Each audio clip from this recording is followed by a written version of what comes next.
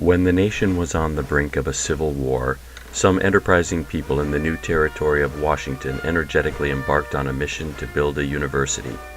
The cornerstone was laid on May 20th, 1861, and 6 months later, classes began with about 30 students.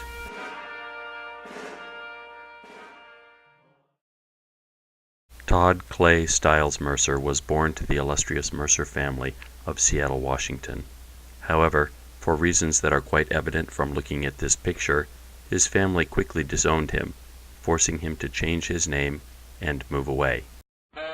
Respecting his family's wishes, Todd Mercer left home.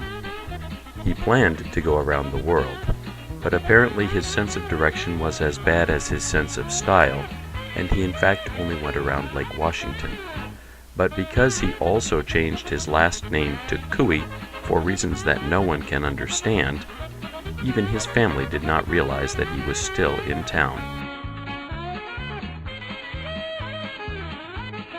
By sheer coincidence, or according to university history, terrible luck, Todd Cooey arrived at the University of Washington on opening day, as shown in this computer-enhanced photograph. Cooey became a member of the first class entering the University of Washington and has remained on campus as a continual torment to the institution ever since.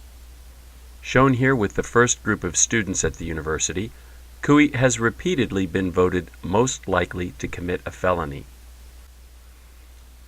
During rare periods of sobriety and wakefulness, Todd participated in numerous extracurricular activities, almost single-handedly destroying the athletic program.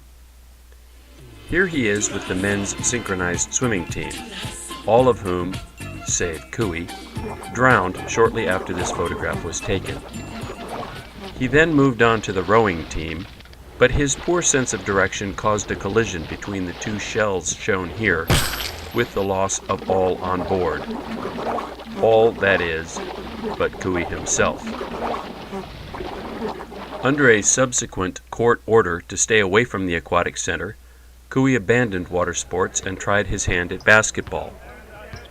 Unfortunately, the university's first basketball arena burned to the ground following an explosion of gases that were subsequently attributed to Cooey's chronic gastrointestinal distress.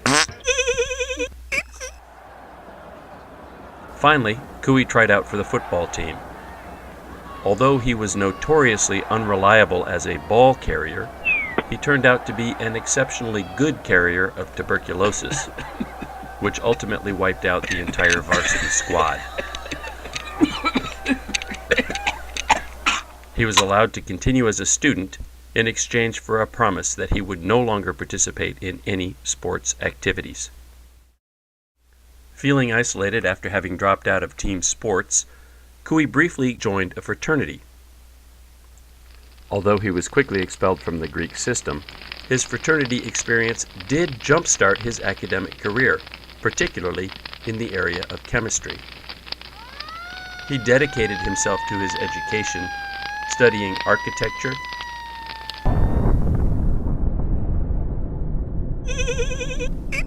civil engineering,